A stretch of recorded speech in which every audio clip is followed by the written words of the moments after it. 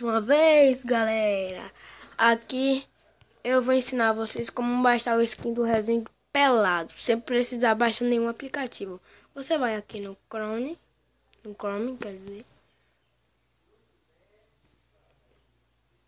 qualquer skin que você quiser, né? Mesmo que não seja pelado, você escreve, eu vou baixar o Resident.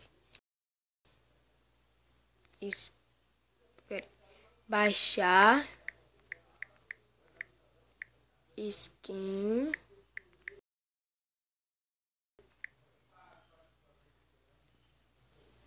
do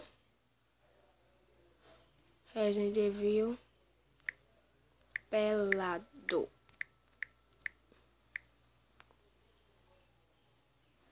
Você escreve esse nome aí.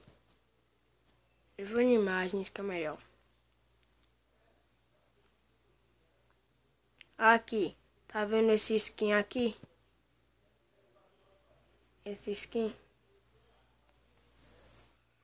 Eu vou abrir a imagem. Tá vendo esse skin? Esse aqui é um skin para Minecraft. Então você segura nele. Ou melhor, quando você quiser, não precisa nem abrir. Você só faz. Segura ele. Você segura ele. Você segura e salvar a imagem. Aí aparece fazendo download. Aí download concluído. Aí você vai no Minecraft.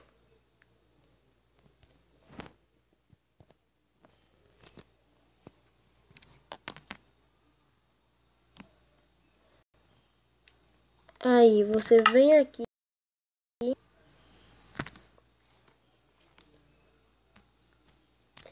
Você vai na galeria ou no foto, sei lá. Você vai, salva a imagem. Tá vendo? Resident pelado. Aí pronto, você já tem o seu skin. Rapaz, o meu tá bugado, isso sim. Pronto, bora ver.